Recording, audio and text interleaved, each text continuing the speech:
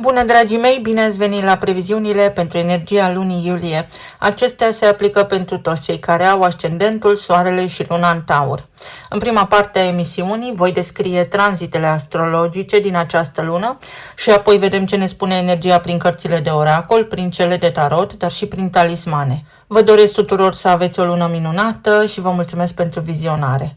Să vedem acum ce vă spune energia din luna iulie. Pentru că s-ar putea să fie un început de lună destul de confuz pentru voi în mod special. Este o lună destul de psihologică. Neptun, cel care guvernează, iată, decepția, imaginația, magia, spiritualitatea, dar și confuzia, se află în Berbec, pe zona casei a 12 în cazul vostru, care este o casă a retragerii, a invizibilului, a tuturor lucrurilor care se petrec dincolo de pragul conștientului. Și Neptun în acest caz dizolvă ce a mai rămas din vechi tipare inconștiente, din frici ascunse, din iluzii pe care le-ai purtat de-a lungul timpului fără să știi.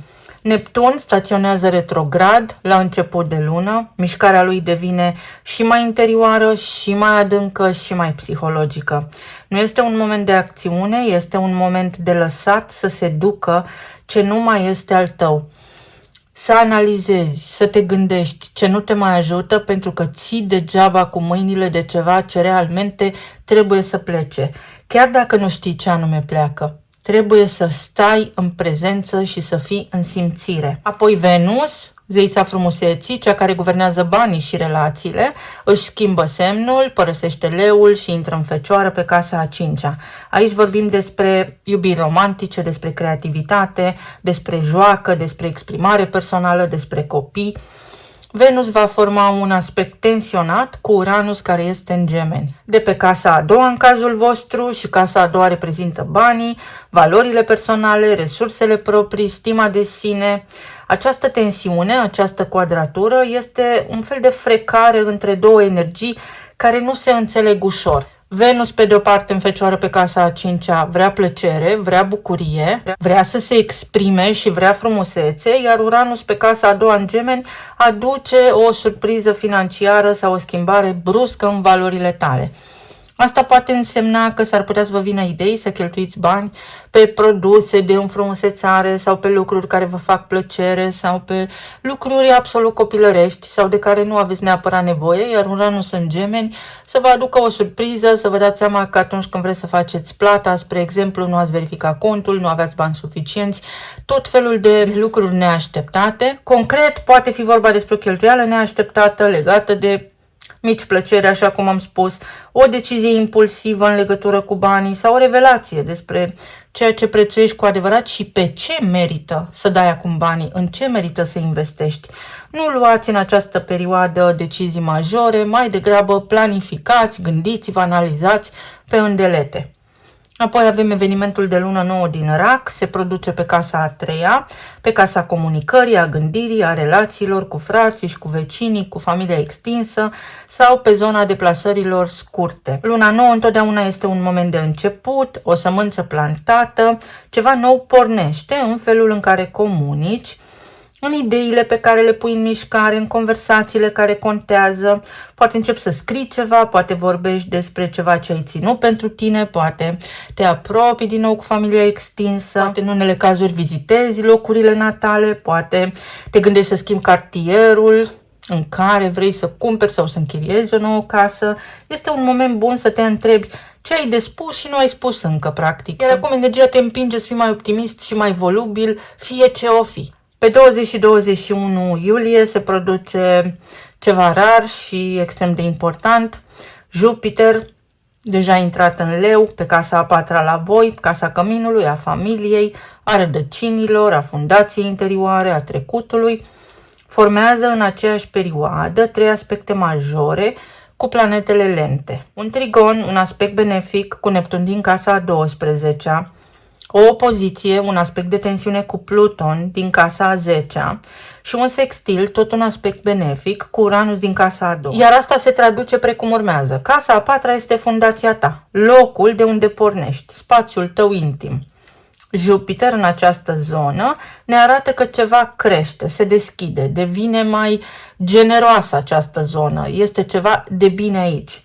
Aspectul pe care îl face cu Neptun din casa a 12-a conectează viața ta de acasă cu ceva spiritual, cu o vindecare profundă care se petrece la nivel psihologic, fie în legătură cu casa ta, fie în legătură cu familia ta, iar aceste lucruri îți devin un fel de refugiu, este o restaurare sufletească. Opoziția, aspectul tensionat cu Pluton din casa a 10-a, Pluton care este în Vărsător și este și în retrogradare, arată că ce se petrece în viața ta privată intră în tensiune cu cariera, cu locul tău de muncă, cu profesia ta sau cu locul tău public în lume.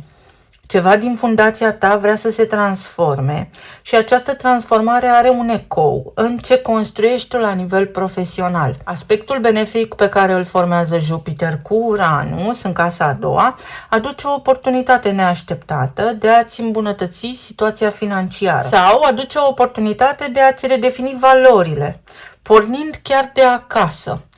Să-ți dai seama, poate, că tu ești mai pesimist pentru că așa ai fost crescut, că poți cere mai mulți bani pentru că meriți. În unele cazuri vă puteți muta, în alte cazuri cineva se poate însănătoși din familia voastră, în cazul în care ați îngrijit pe cineva, în cazul în care ați avut grijă de cineva, sau poate fi ceva legat cu lucrul de acasă. Ori să începeți să lucrați de acasă, ori să începeți un loc de muncă care necesită o deplasare zilnică.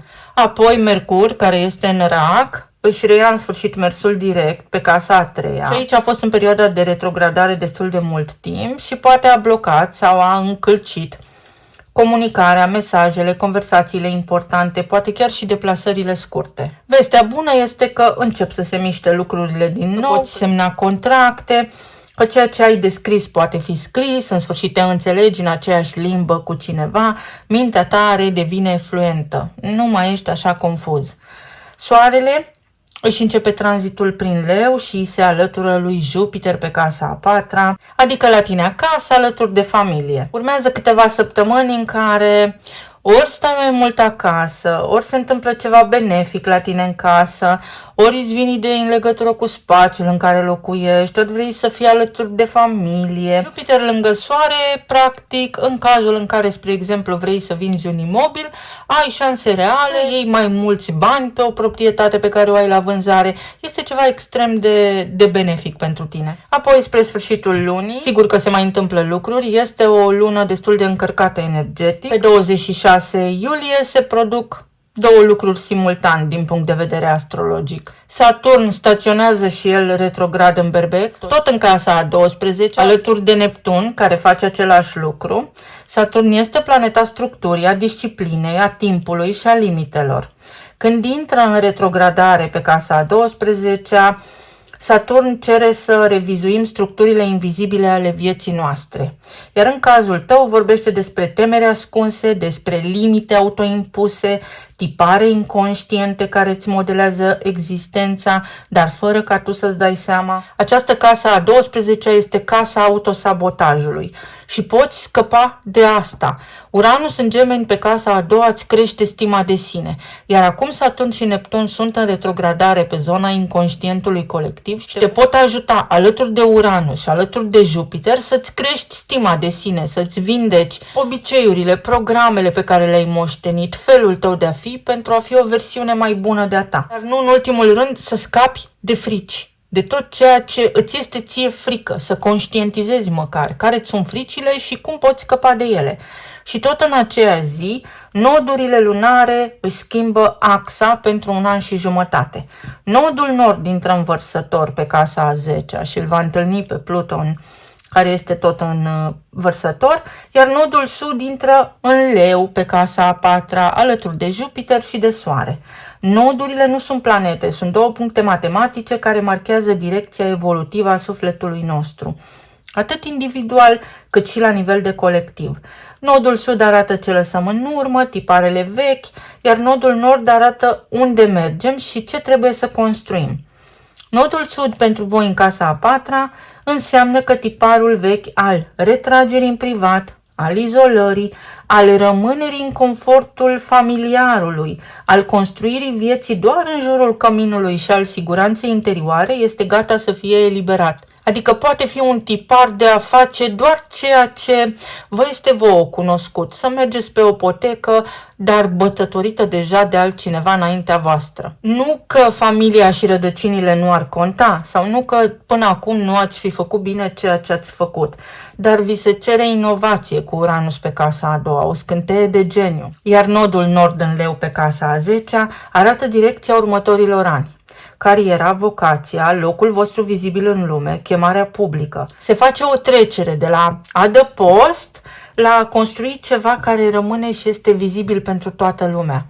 Este și o invitație către a descoperi noi modalități de a face bani. Banii tăi câștigați prin munca ta directă. Și nu în ultimul rând, avem evenimentul de lună plină din Vărsător, care se formează tot pe casa a 10-a, casa carierei, a reputației, casa profesiei. Și aici aveți parte de o culminație, de o încheiere, ceva legat de carieră sau de direcția profesională. Ajunge într-un punct de claritate, ajunge acolo unde trebuie să ajungă. Și este prima lună plină cu nodurile lunare pe această axă și are în ea energia unui prag, energia unui început de capitol nou în relația cu vocația ta și cu vizibilitatea ta publică.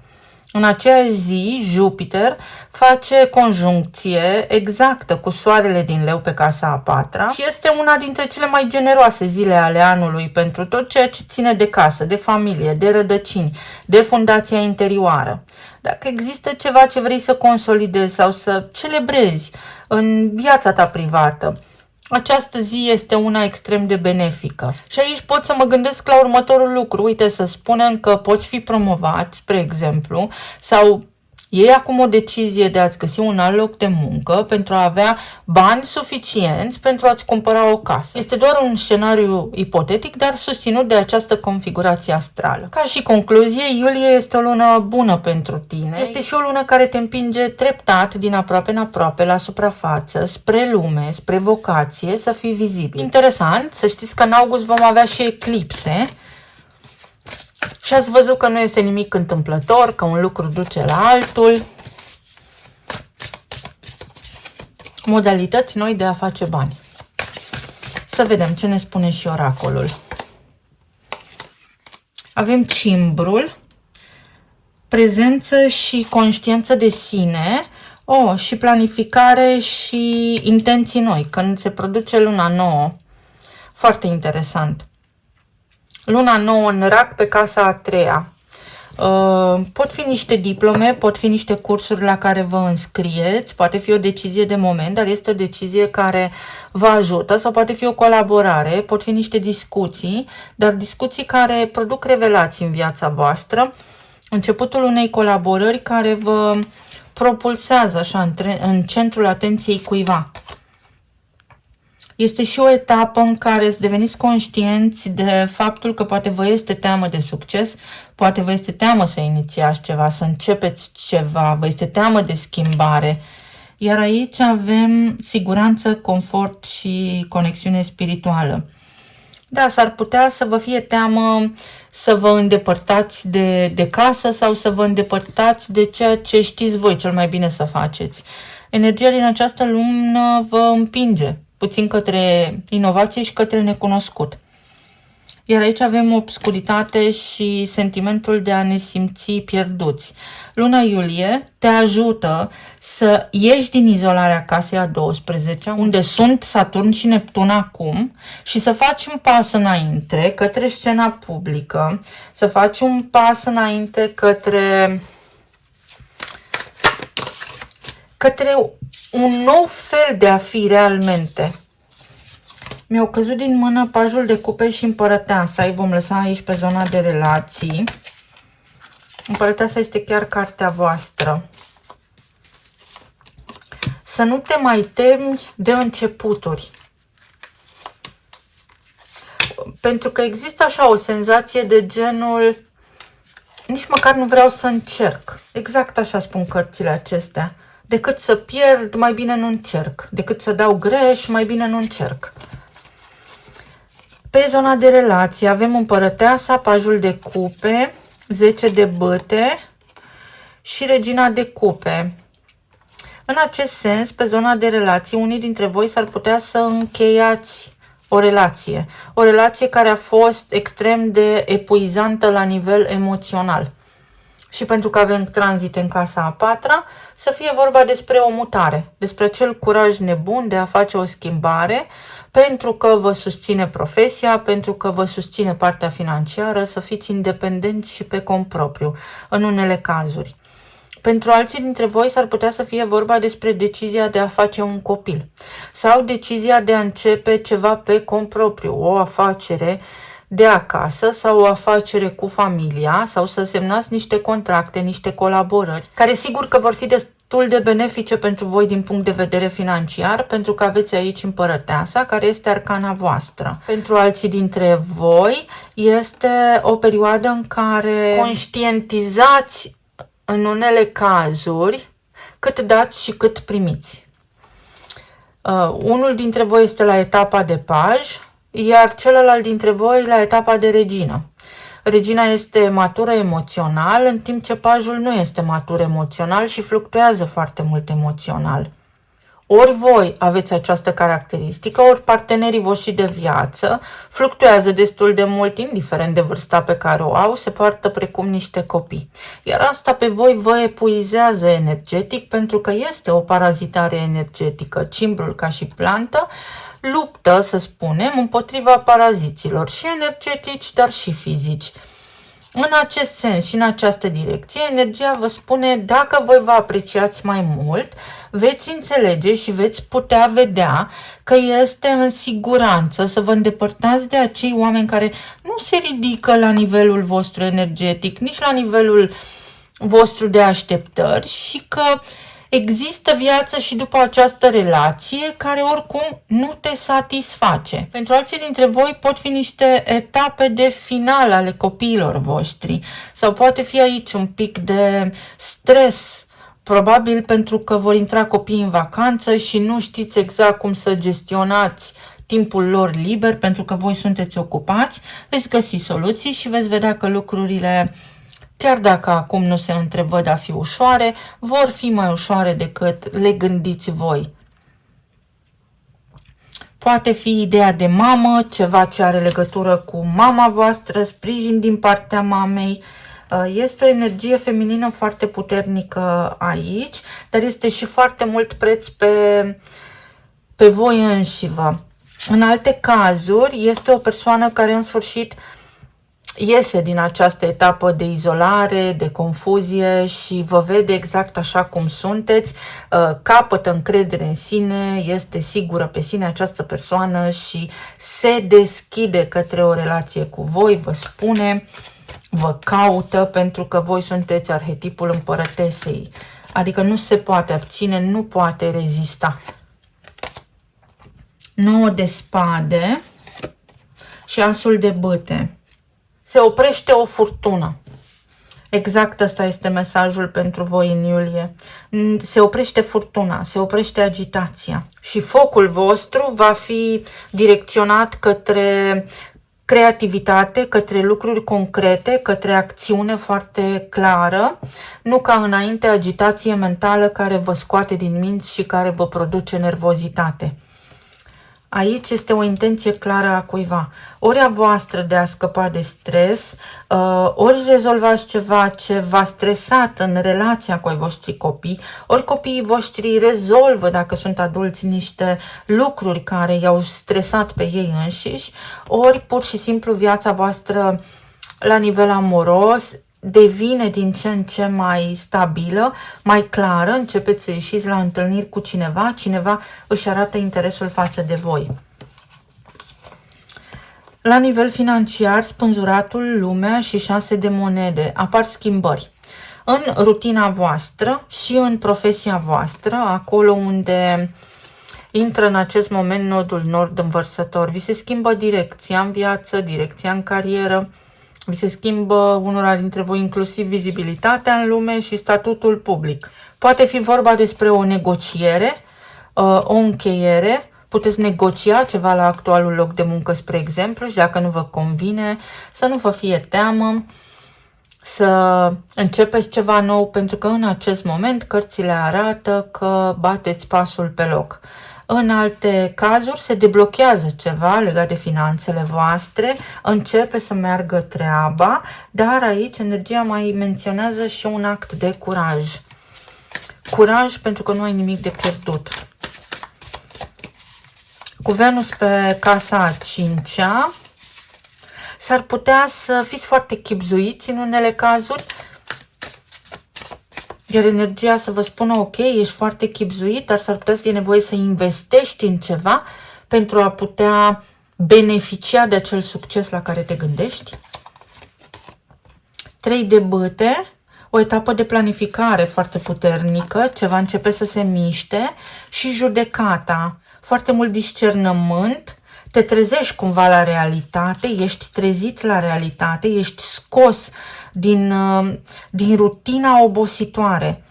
În unele cazuri vi se spune să vă luați un concediu, să vă luați o pauză pentru că nu mai vedeți limpede drumul înainte.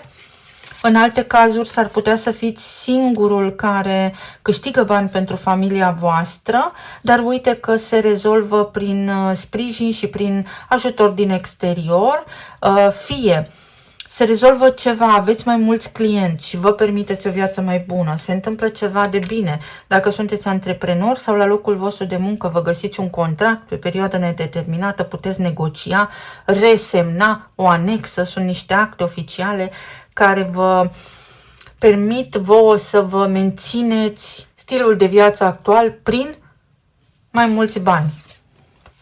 Emoțional, asul de bâte, uite, l-avem și aici, 3 de cupe și judecata.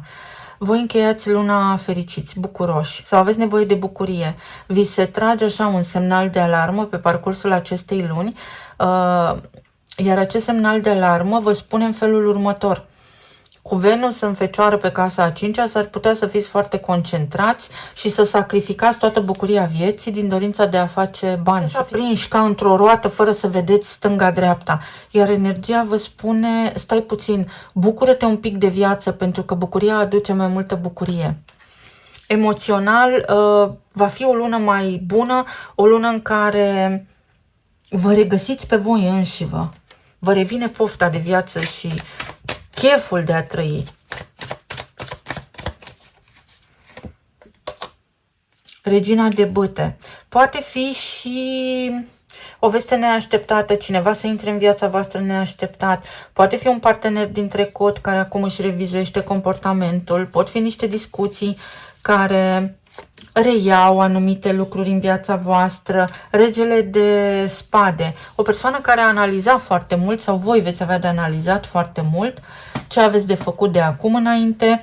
O persoană care era detașată, în sfârșit se aliniază cu dorința voastră, cineva vă dă dreptate, 7 de monede, cineva vă cere timp în unele cazuri sau vouă vi se spune nu te grăbi. Și magicianul, nu te grăbi să iei o decizie. Pentru unii dintre voi, mesajul pentru luna iulie este nu te grăbi să iei o decizie. Calculează bine pașii. Iar altora dintre voi vi se spune, pentru că magicianul reprezintă arcana gemenilor, să vă luați câteva zile libere și să vă vizitați familia sau să plecați undeva cu familia, pentru că veți vedea după lucrurile mai clare. Dragostea. Dragostea cucerește totul. Bucurie, aveți nevoie de liniște, de bucurie, de câteva zile în care să râdeți, să vă simțiți bine și apoi veți vedea că lucrurile se rezolvă mai ușor. Apare cineva în viața voastră sau în relația voastră actuală, lucrurile încep să meargă mai ușor, mai bine, e mai multă iubire pentru voi. Talismanele.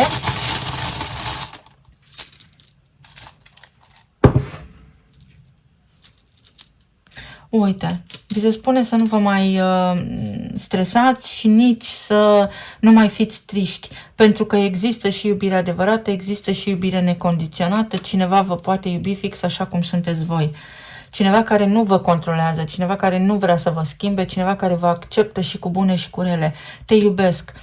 Puteți cunoaște pe cineva, un om alături de care să construiți în liniște și cu liniște, fără haos, fără dramă. O bucurie, un concediu, o ieșire în oraș, o deplasare. Vi se cere să vă relaxați puțin, să vă bucurați de viață. Alții dintre voi, uite, veți lucra foarte mult, sunteți dependenți de lucru. Vi se spune în mod direct, foarte, foarte clar, văd asta. Relaxează-te puțin. Aceste 3 talismane înseamnă workaholic.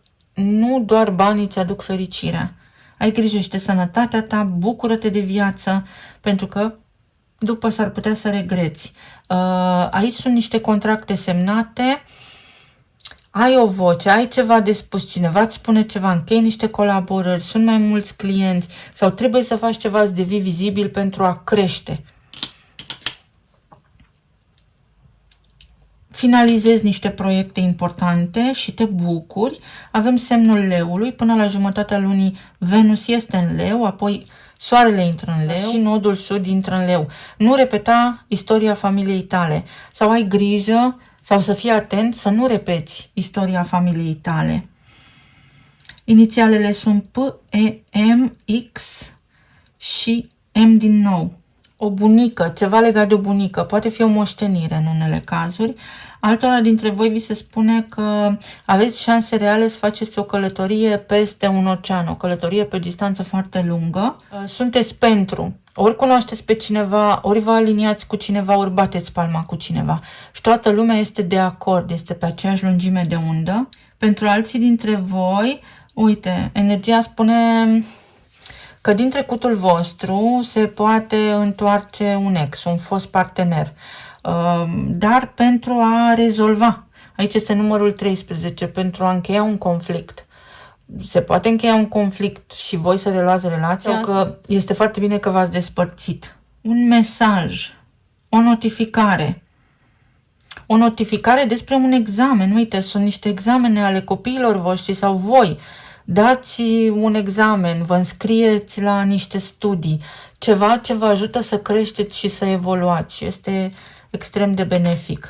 Vă mulțumesc foarte mult. Vă doresc să aveți o lună minunată, să fiți bine sănătoși și iubiți și să ne auzim cu bine și data viitoare. Aici văd și ceva legat de niște credite, că puteți rezolva ceva legat de niște credite. Să ne auzim cu bine și data viitoare. Pa, pa!